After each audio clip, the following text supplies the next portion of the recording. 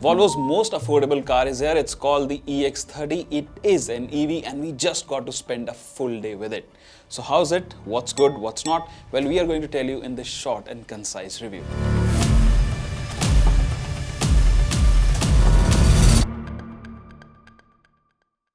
The EX30 is a compact SUV, but no one should blame you in case you mistake it for a hatchback. The design is clean, athletic and seamless, which is typical of modern EVs. It has the brand's signature Thor's hammer headlamps and split LED tail lamps. The proportions are right on the money. The 19-inch wheels look classy and overall, its styling hits the sweet spot between being traditional and futuristic, which is going to be one of its biggest draws. In India, Volvo is offering the EX30 in a single trim. It features a 69 kWh battery pack which powers an electric motor at the rear axle.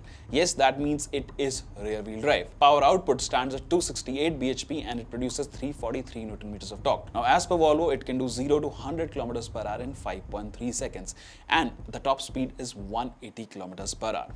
Now, out on the road, the performance is quite brisk, the acceleration is quite strong and it is plenty fast for all occasions. Having said that, the acceleration isn't exactly neck-snapping as you experience in the twin-motor powered EX40. But that's not to say that it's boring. It is quite decent, to be very frank. As for its range, Volvo claims that it can do 480 km on a single charge, which should realistically translate to around 360 or 380 km in the real world. Now that is quite decent again, and if you're using it primarily for city use, I think it is quite impressive. So overall, it is an effortless yet fast EV to drive on a daily basis, and I think that is one of its strong suits.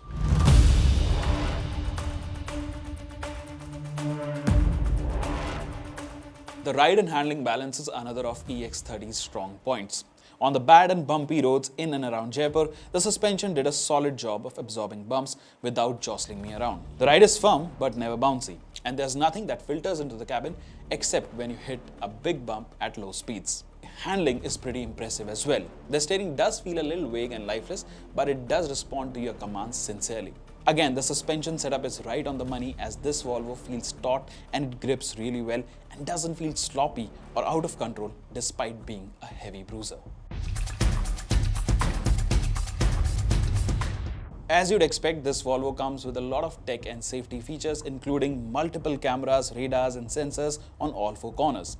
It also comes with level 2 ADAS. There is a 12.3-inch touchscreen which packs virtually all the functionality and it is Google powered and also gets wireless Apple CarPlay. It also gets a 9-speaker Harman Kardon sound system which sounds fantastic. The front seats are electrically adjustable and offer impressive levels of space, comfort and support. The cabin follows a minimalistic approach, all of which imparts a clean and classy look. The EX30's main draw is going to be its pricing because as far as we know, it's going to be priced between 35 to 40 lakh rupees ex-showroom. And that not just makes it the most affordable Volvo in the country, but it's also going to be the most affordable luxury car in the country. And I believe for a lot of people, that is going to be a very tempting prospect.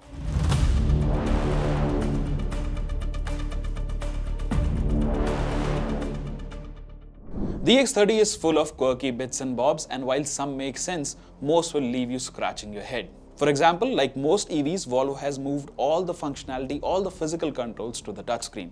And that means even the speedometer and even the adjustments for ORVMs have been moved to the touchscreen. Now this makes life unreasonably complicated. Thankfully though, the menus are easy to navigate through as compared to some other cars. Another annoying thing is the digital key. Now Volvo is not offering a physical key fob with the EX30. Instead, you're left with an NFC card or you have to use an app on your smartphone. Now on this occasion, we were using just the NFC card and we had to swap it all the time to lock or unlock the car, and it was quite impractical. Now another thing is that you have to keep that NFC card at a designated slot next to the wireless charger for the ignition to turn on. This again was impractical and quite annoying when we use it over and over again. The fit and finish levels are impressive for the most part, but Volvo has made use of sustainable components for the dashboard design and it looks quite cheap and tacky. Especially given the price and the positioning of this product, we don't think it does justice to the Volvo brand. Lastly, even though it's marketed as a 5-seater, space at the back it's quite tight and the legroom and knee room are compromised because of the raised floor. Now as a result, you sit in a knees up position and that is going to be problematic over long journeys, especially if the passengers are tall. On the whole, the EX30 is a great choice if you are someone who is just starting out in the world of luxury EVs and you want something that is fun, stylish and great to drive. However, only consider it if you're using it just for yourself or your partner at max. If you are a family man or woman and if you want something more practical and spacious, well, you need to look elsewhere.